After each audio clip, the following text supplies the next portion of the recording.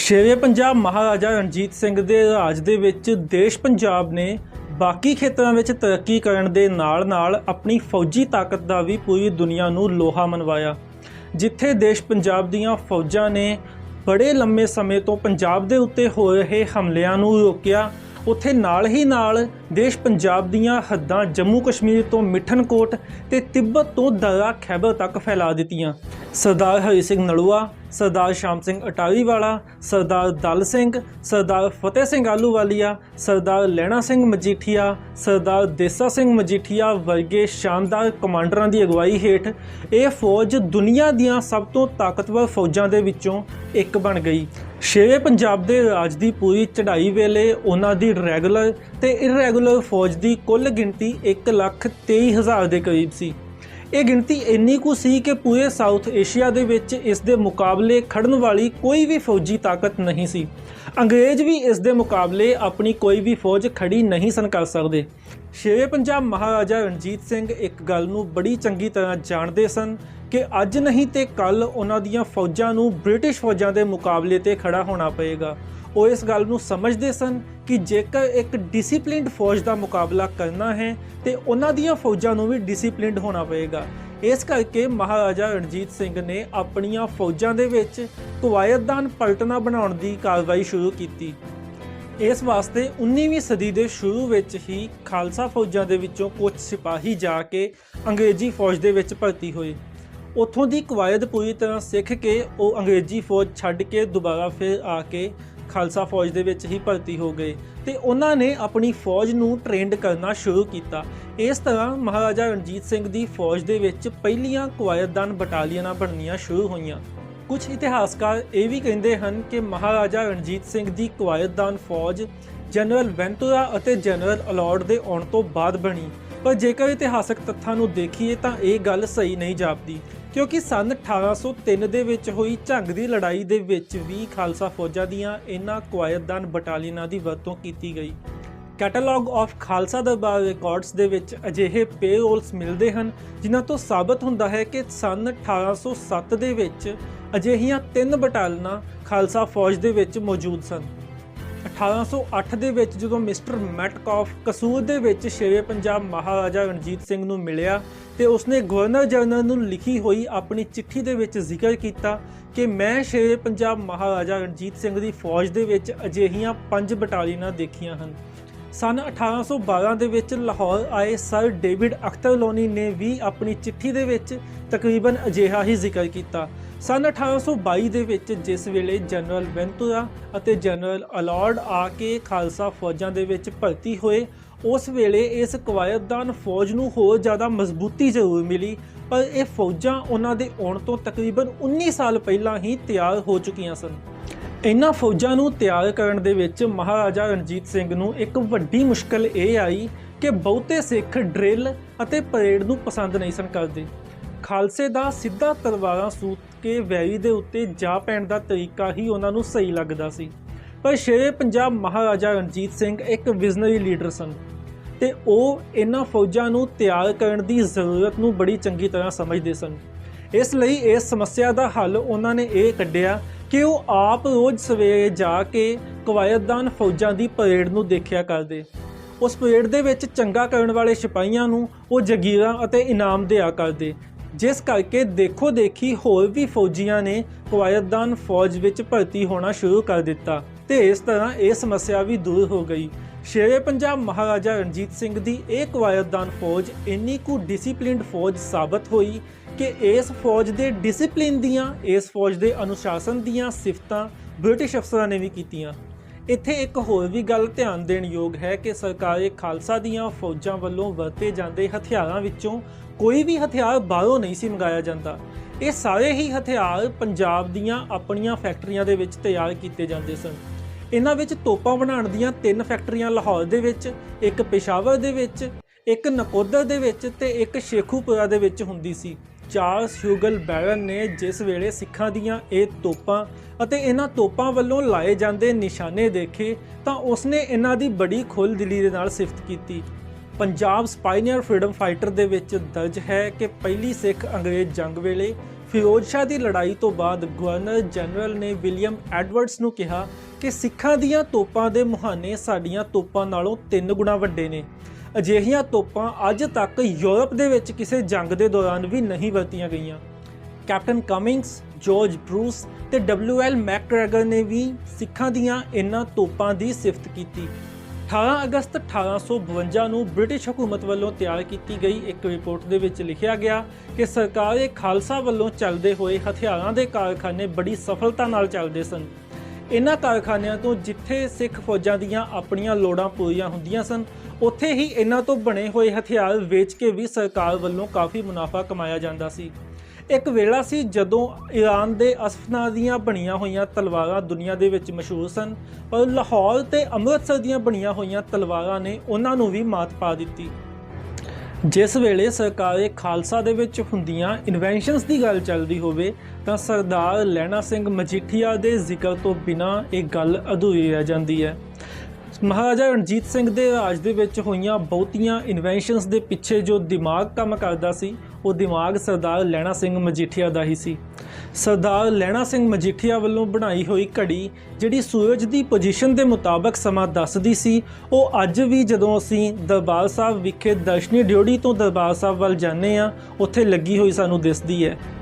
ਅੱਜ ਦੇ ਸਮੇਂ ਵੀ ਅਸੀਂ ਦੁਨਾਲੀਆਂ ਡਬਲ ਬੈਰਲ ਗਨਸ ਤੇ ਦੇਖਦੇ ਹਾਂ, ਪਰ ਦੁਨੀਆ ਦੀ ਸਭ ਤੋਂ ਪਹਿਲੀ ਟ੍ਰਿਪਲ ਬੈਰਲ ਗਨ 3 ਨਾਲੀਆਂ ਵਾਲੀ ਬੰਦੂਕ ਦੀ ਖੋਜ ਸ਼ੇਰੇ ਪੰਜਾਬ ਮਹਾਰਾਜਾ ਰਣਜੀਤ ਸਿੰਘ ਦੇ ਇਸ ਸਾਇੰਟਿਸਟ ਸਰਦਾਰ ਲਹਿਣਾ ਸਿੰਘ ਮਜੀਠੀਆ ਨੇ ਹੀ ਕੀਤੀ ਸੀ ਅਤੇ ਪੰਜਾਬ ਦੇ ਵਿੱਚ ਬਣਾਈ ਗਈ। ਇਸ ਤੋਂ ਇਲਾਵਾ ਮਹਾਰਾਜਾ ਰਣਜੀਤ ਸਿੰਘ ਦੀ ਫੌਜ ਦੀਆਂ ਸੂਰਜਮੁਖੀ, ਜਫਰ ਜੰਗ, ਫਤਿਹ ਜੰਗ, ਜੰਗ ਬਿਜਲੀ ਵਰਗੀਆਂ ਸ਼ਾਨਦਾਰ ਤੋਪਾਂ ਸਰਦਾਰ ਲਹਿਣਾ ਸਿੰਘ ਮਜੀਠੀਆ ਵੱਲੋਂ ਹੀ ਤਿਆਰ ਕੀਤੀਆਂ ਗਈਆਂ। ਇਹ ਤੋਪਾਂ ਅੰਗਰੇਜ਼ਾਂ ਦੀਆਂ ਤੋਪਾਂ ਤੋਂ ਵੀ ਬਿਹਤਰ ਸਾਬਤ ਹੋਈਆਂ। ਪਹਾੜੀ ਇਲਾਕਿਆਂ ਦੇ ਵਿੱਚ ਕਿਸੇ ਵੀ ਮੁਹਿੰਮ ਤੇ ਜਾਣ ਵਾਸਤੇ ਭਾਰੀਆਂ ਤੋਪਾਂ ਨੂੰ ਨਾਲ ਲੈ ਕੇ ਜਾਣਾ ਬੜਾ ਔਖਾ ਕੰਮ ਹੁੰਦਾ ਸੀ। ਇਸ ਦਾ ਹੱਲ ਭਾਈ ਲਹਿਣਾ ਸਿੰਘ ਮਜੀਠੀਆ ਨੇ ਕੱਢਿਆ। ਉਹਨਾਂ ਨੇ ਚਮੜੇ ਦੀਆਂ ਡਿਸਪੋਜ਼ੇਬਲ ਤੋਪਾਂ ਬਣਾ ਦਿੱਤੀਆਂ। ਅੱਜ ਦੇ ਸਮੇਂ ਅਸੀਂ ਡਿਸਪੋਜ਼ੇਬਲ ਗਲਾਸ, ਡਿਸਪੋਜ਼ੇਬਲ ਪਲੇਟਾਂ ਤੇ ਵਰਤਦੇ ਹਾਂ, ਜਿਨ੍ਹਾਂ ਨੂੰ ਇੱਕ ਵਾਰੀ ਵਰਤ ਕੇ ਸੁੱਟ ਦਿੱਤਾ ਜਾਂਦਾ ਹੈ। ਪਰ ਪਹਿਲੀ ਡਿਸਪੋਜ਼ੇਬਲ ਤੋਪ ਦੁਨੀਆ ਦੀ ਖਾਲਸਾ ਰਾਜ ਵੇਲੇ ਬਣੀ ਤੇ ਉਹ ਸਰਦਾਰ ਲਹਿਣਾ ਸਿੰਘ ਮਜੀਠੀਆ ਵੱਲੋਂ ਬਣਾਈ ਗਈ। ਇਹ ਤੋਪਾਂ ਭਾਰ ਦੇ ਵਿੱਚ ਬੜੀਆਂ ਹਲਕੀਆਂ ਹੁੰਦੀਆਂ ਸਨ ਤੇ ਇਹਨਾਂ ਨੂੰ ਇੱਕ ਵਾਰੀ ਵਰਤੋਂ ਤੋਂ ਬਾਅਦ ਸੁੱਟ ਦਿੱਤਾ ਜਾਂਦਾ ਸੀ। ਭਾਰ ਦੇ ਵਿੱਚ ਹਲਕੀਆਂ ਹੋਣ ਦੇ ਕਰਕੇ ਇਹਨਾਂ ਨੂੰ ਪਹਾੜੀ ਇਲਾਕਿਆਂ ਦੀਆਂ ਫੌਜੀ ਮੁਹਿੰਮਾਂ ਦੇ ਵਿੱਚ ਬਹੁਤ ਵਰਤਿਆ ਜਾਂਦਾ। ਮਹਾਰਾਜਾ ਰਣਜੀਤ ਸਿੰਘ ਦੀ ਰੋਪੜ ਦੇ ਵਿੱਚ ਗਵਰਨਰ ਜਨਰਲ ਨਾਲ ਹੋਈ ਮੀਟਿੰਗ ਵੇਲੇ ਸਰਦਾਰ ਲਹਿਣਾ ਸਿੰਘ ਮਜੀਠੀਆ ਨੇ ਯੂਰਪ ਦੇ ਵਿੱਚ ਬਣੇ ਹੋਏ ਸ਼ਾਰਪਨੇਲ ਸ਼ੈਲਸ, ਪਾਟਵੇਂ ਗੋਲੇ ਚੱਲਦੇ ਹੋਏ ਦੇਖੇ ਅਤੇ ਸਿਰਫ ਇੱਕ ਵਾਰ ਚੱਲਦੇ ਹੋਏ ਗੋਲੇ ਦੇਖ ਕੇ ਹੀ ਸਰਦਾਰ ਲਹਿਣਾ ਸਿੰਘ ਮਜੀਠੀਆ ਨੇ ਆਪਣੇ ਕਾਰਖਾਨਿਆਂ ਦੇ ਵਿੱਚ ਵੀ ਉਸੇ ਤਰ੍ਹਾਂ ਦੇ ਗੋਲੇ ਤਿਆਰ ਕਰ ਦਿੱਤੇ। ਸ਼ੇਰੇ ਪੰਜਾਬ ਨੇ ਆਪਣੀ ਸ਼ਾਨਦਾਰ ਲੀਡਰਸ਼ਿਪ ਰਾਹੀਂ ਆਪਣੀ ਫੌਜ ਨੂੰ ਇੰਨਾ ਤਾਕਤਵਰ ਬਣਾਇਆ। ਉਹ ਇਸ ਗੱਲ ਨੂੰ ਚੰਗੀ ਤਰ੍ਹਾਂ ਸਮਝਦੇ ਸਨ ਕਿ ਕਿਸੇ ਵੀ ਫੌਜ ਨੂੰ ਤਿਆਰ ਕਰਨ ਦੇ ਵਿੱਚ ਇੱਕ ਆਗੂ ਦੀ ਜ਼ਿੰਮੇਵਾਰੀ ਕਿਸ ਤਰ੍ਹਾਂ ਦੀ ਹੁੰਦੀ ਹੈ। ਮਿਸਟਰ ਮੈਕਗ੍ਰੈਗਰ ਇਸ ਦੇ ਬਾਰੇ ਲਿਖਦੇ ਹਨ ਕਿ ਕਿਸੇ ਵੀ ਜੰਗੀ ਮੁਹਿੰਮ ਤੇ ਜਾਣ ਵੇਲੇ ਸ਼ੇਰੇ ਪੰਜਾਬ ਸਭ ਤੋਂ ਅੱਗੇ ਹੁੰਦੇ ਸਨ ਤੇ ਵਾਪਸ ਆਉਣ ਵੇਲੇ ਉਹ ਸਭ ਤੋਂ ਪਿੱਛੇ ਹੁੰਦੇ ਸਨ। ਸਿਰਫ ਤੇ ਸਿਰਫ ਸ਼ੇਰੇ ਪੰਜਾਬ ਦੀ ਆਪਣੀ ਗੱਲ ਨਹੀਂ, ਆਪਣੀ ਫੌਜ ਦੇ ਵਿੱਚ ਮਹਾਰਾਜਾ ਰਣਜੀਤ ਸਿੰਘ ਨੇ ਕਿਸ ਤਰ੍ਹਾਂ ਦੀ ਲੀਡਰਸ਼ਿਪ ਪੈਦਾ ਕੀਤੀ, ਇਸ ਦਾ ਜ਼ਿਕਰ ਇੱਕ ਘਟਨਾ ਤੋਂ ਮਿਲਦਾ ਹੈ। ਜਿਸ ਵੇਲੇ ਮਹਾਰਾਜਾ ਰਣਜੀਤ ਸਿੰਘ ਦੀਆਂ ਫੌਜਾਂ ਨੇ ਮੁਲਤਾਨ ਦੇ ਉੱਤੇ ਚੜ੍ਹਾਈ ਕੀਤੀ ਤਾਂ ਲੰਮੇ ਸਮੇਂ ਤੱਕ ਘੇਰਾ ਪਏ ਰਹਿਣ ਤੋਂ ਬਾਅਦ ਵੀ ਕਿਲੇ ਦੀ ਕੰਧ ਦੇ ਵਿੱਚ ਕੋਈ ਪਾੜ ਨਹੀਂ ਸੀ ਪੈ ਰਿਹਾ। ਅਖੀਰ ਇਸ ਵਾਸਤੇ ਜ਼ਮਜ਼ਮਾ ਤੋਪ ਦੀ ਵਰਤੋਂ ਕੀਤੀ ਗਈ। ਕੁਝ ਗੋਲੇ ਚੱਲਣ ਤੋਂ ਬਾਅਦ ਜ਼ਮਜ਼ਮਾ ਤੋਪ ਦਾ ਇੱਕ ਪਹੀਆ ਟੁੱਟ ਕੇ ਡਿੱਗ ਗਿਆ। ਕਾਰੀਗਰਾਂ ਨੂੰ ਜਦੋਂ ਬੁਲਾਇਆ ਗਿਆ ਤਾਂ ਉਹਨਾਂ ਨੇ ਇਹ ਕਿਹਾ ਕਿ ਤੋਪ ਨੂੰ ਠੀਕ ਕਰਨ ਦੇ ਵਿੱਚ ਕੁਝ ਸਮਾਂ ਲੱਗੇਗਾ, ਪਰ ਇੰਨਾ ਸਮਾਂ ਹੈ ਨਹੀਂ ਸੀ। ਉਹਨਾਂ ਨੇ ਇਸ ਦਾ ਹੱਲ ਦਿੱਤਾ ਕਿ ਇੱਕ ਹੋਰ ਤਰੀਕੇ ਨਾਲ ਤੋਪ ਚਲਾਈ ਜਾ ਸਕਦੀ ਹੈ, ਜੇਕਰ ਤੋਪ ਦੇ ਟੁੱਟੇ ਹੋਏ ਪਹੀਏ ਦੀ ਜਗ੍ਹਾ ਤੇ ਕੋਈ ਫੌਜੀ ਆਪਣਾ ਮੋਢਾ ਦੇਵੇ। ਇਸ ਨਾਲ ਤੋਪ ਤਾਂ ਚੱਲ ਜਾਏਗੀ, ਪਰ ਤੋਪ ਦਾ ਝਟਕਾ ਇੰਨਾ ਜ਼ਿਆਦਾ ਹੈ ਕਿ ਇੱਕ ਗੋਲਾ ਚੱਲਣ ਦੇ ਨਾਲ ਮੋਢਾ ਦੇਣ ਵਾਲਾ ਸਿਪਾਹੀ ਵੀ ਨਾਲ ਹੀ ਉੱਡ ਜਾਏਗਾ। ਇਸ ਘਟਨਾ ਦਾ ਜ਼ਿਕਰ ਗੁਲਾਮ ਜ਼ਿਲਾਨੀ ਨੇ ਆਪਣੀ ਕਿਤਾਬ ਜੰਗੇ ਮੁਲਤਾਨ ਦੇ ਵਿੱਚ ਕੀਤਾ। ਗੁਲਾਮ ਜ਼ਿਲਾਨੀ ਆਪ ਉਸ ਵੇਲੇ ਜਾਸੂਸ ਦੇ ਰੂਪ ਵਿੱਚ ਖਾਲਸਾ ਫੌਜਾਂ ਦੇ ਵਿੱਚ ਮੌਜੂਦ ਸੀ। ਗੁਲਾਮ ਜ਼ਿਲਾਨੀ ਕਹਿੰਦੇ ਹਨ ਕਿ ਮੈਂ ਉਸ ਵੇਲੇ ਸੋਚਿਆ ਕਿ ਸ਼ਹਾਦਤ ਦੀ ਗੱਲ ਕਰਨਾ ਬਹੁਤ ਆਸਾਨ ਹੈ, ਪਰ ਅਜਿਹੇ ਮੌਕੇ ਤੇ ਦੇਖਾਂਗੇ ਸ਼ਹਾਦਤ ਕੌਣ ਦੇਗਾ।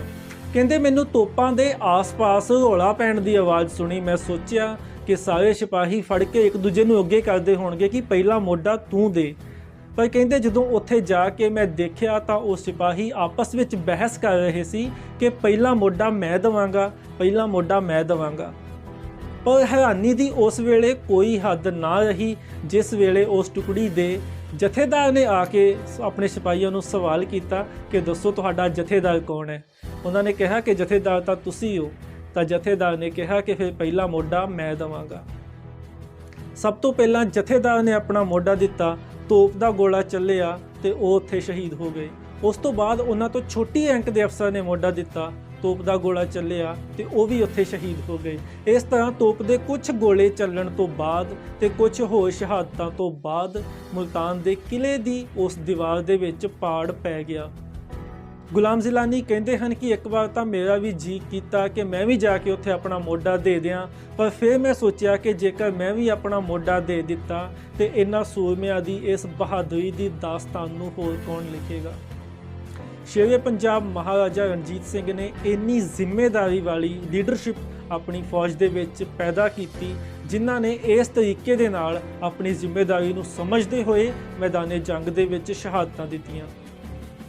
ਇਸ ਤਰ੍ਹਾਂ ਇਹ ਫੌਜ ਇੰਨੀ ਕੁ ਬਿਹਤਰ ਤੇ ਤਾਕਤਵਰ ਬਣ ਗਈ ਕਿ 22 ਜਨਵਰੀ ਸਨ 1838 ਨੂੰ ਆਪਣੀ ਲਿਖੀ ਹੋਈ ਇੱਕ ਚਿੱਠੀ ਦੇ ਵਿੱਚ ਚਾਰਲਸ ਬੈਰਨ ਹਿਊਗਲ ਲਿਖਦੇ ਹਨ ਕਿ ਇਹ ਫੌਜ ਕਿਸੇ ਵੀ ਯੂਰਪੀਅਨ ਫੌਜ ਨਾਲੋਂ ਬਿਹਤਰ ਤੇ ਵੱਧ ਤਾਕਤਵਰ ਹੈ। ਇਹ ਪੰਜਾਬ ਤੋਂ ਬਾਹਰ ਵੀ ਕਿਸੇ ਵੀ ਫੌਜ ਨੂੰ ਕਿਤੇ ਵੀ ਹਰਾ ਸਕਦੀ ਹੈ। ਆਸਟਰੀਅਨ ਫੌਜ ਆਪਣੀ ਨਿਸ਼ਾਨੇਬਾਜ਼ੀ ਦੇ ਕਰਕੇ ਬਹੁਤ ਮਸ਼ਹੂਰ ਹੈ, ਪਰ ਮਹਾਰਾਜੇ ਦੀਆਂ ਫੌਜਾਂ ਦੇ ਨਿਸ਼ਾਨੇ ਆਸਟਰੀਅਨ ਆਰਮੀ ਤੋਂ ਵੀ ਬਿਹਤਰ ਨੇ। ਲਾਰਡ ਆਕਲੈਂਡ ਨੇ ਆਪਣੀ ਇੱਕ ਚਿੱਠੀ ਦੇ ਵਿੱਚ ਇਸ ਫੌਜ ਨੂੰ ਆਪਣੇ ਫੌਜੀ ਗੁਣਾਂ ਦੇ ਵਿੱਚ ਦੁਨੀਆ ਦੀ ਕਿਸੇ ਵੀ ਫੌਜ ਤੋਂ ਬਿਹਤਰ ਦੱਸਿਆ। ਫਰਾਂਸੀਸੀ ਯਾਤਰੀ ਵਿਕਟਰ ਜੈਕਮੌਂਟ ਨੂੰ ਜਿਸ ਵੇਲੇ ਮਹਾਰਾਜਾ ਰਣਜੀਤ ਸਿੰਘ ਵੱਲੋਂ ਇੱਕ ਗੱਲਬਾਤ ਦੇ ਦੌਰਾਨ ਪੁੱਛਿਆ ਗਿਆ ਕਿ ਮੈਨੂੰ ਹੁਣ ਅੱਗੇ ਕਿਹੜੇ ਇਲਾਕਿਆਂ ਦੇ ਵਿੱਚ ਆਪਣੇ ਰਾਜ ਦਾ ਵਿਸਤਾਰ ਕਰਨਾ ਚਾਹੀਦਾ ਹੈ, ਤੇ ਵਿਕਟਰ ਜੈਕਮੌਂਟ ਨੇ ਜਵਾਬ ਦਿੰਦੇ ਹੋਏ ਕਿਹਾ ਕਿ with excellent troops you possess your majesty can easily conquer all the Asiatic countries which don't belong to England and Russia. ਉਹਨਾਂ ਨੇ ਕਿਹਾ ਕਿ ਜਿਸ ਤਰ੍ਹਾਂ ਦੀਆਂ ਫੌਜਾਂ ਤੁਹਾਡੇ ਕੋਲ ਮੌਜੂਦ ਨੇ, ਤੁਸੀਂ ਉਹਨਾਂ ਸਾਰੇ ਹੀ ਏਸ਼ੀਆਈ ਮੁਲਕਾਂ ਦੇ ਉੱਤੇ ਆਸਾਨੀ ਨਾਲ ਕਬਜ਼ਾ ਕਰ ਸਕਦੇ ਹੋ ਜਿਹੜੇ ਇੰਗਲੈਂਡ ਤੇ ਰੂਸ ਦੇ ਅਧਿਕਾਰ ਖੇਤਰ ਦੇ ਵਿੱਚ ਨਹੀਂ ਆਉਂਦੇ। ਜਿਸ ਵੇਲੇ ਮੋਹਨ ਲਾਲ ਅਲੈਗਜ਼ੈਂਡਰ ਬਰਨਸ ਦੇ ਨਾਲ ਪਰਸ਼ੀਆ ਗਿਆ ਤਾਂ ਪਰਸ਼ੀਆ ਦੇ ਸ਼ਹਿਜ਼ਾਦੇ ਨੇ ਮੋਹਨ ਲਾਲ ਨੂੰ ਸਵਾਲ ਕੀਤਾ ਕਿ ਤੁਸੀਂ ਮਹਾਰਾਜਾ ਰਣਜੀਤ ਸਿੰਘ ਦੀਆਂ ਫੌਜਾਂ ਵੀ ਦੇਖੀਆਂ ਹਨ, ਤੁਸੀਂ ਮੇਰੀਆਂ ਫੌਜਾਂ ਵੀ ਦੇਖੀਆਂ ਹਨ, ਕੀ ਮਹਾਰਾਜਾ ਰਣਜੀਤ ਸਿੰਘ ਦੀਆਂ ਫੌਜਾਂ ਇੰਨੀਆਂ ਤਾਕਤਵਰ ਹਨ ਕਿ ਉਹ ਮੇਰੀ ਸ਼ਾਹੀ ਫੌਜ ਸਰਬਾਜ਼ ਦਾ ਮੁਕਾਬਲਾ ਕਰ ਸਕਣ? ਮੋਹਨ ਲਾਲ ਨੇ ਉਸ ਨੂੰ ਜਵਾਬ ਦਿੱਤਾ ਕਿ ਸ਼੍ਰੀ ਹਜ਼ੂਰ ਮਾफ़ ਕਰਨਾ, ਸਰਦਾਰ ਹਰੀ ਸਿੰਘ ਨਲੂਆ ਇਸ ਵੇਲੇ ਅਟਕ ਵਾਲੇ ਪਾਸੇ ਹੈ। ਜੇਕਰ ਉਹ ਅਟਕ ਦਰਿਆ ਟੱਪ ਜਾਏ ਤਾਂ ਤੁਸੀਂ ਆਪਣੇ ਅਸਲੀ ਮੁਲਕ ਤਬਰੇਜ਼ ਜਾਣ ਦੇ ਵਿੱਚ ਹੀ ਆਪਣੀ ਬਿਹਤਰੀ ਸਮਝੋਗੇ।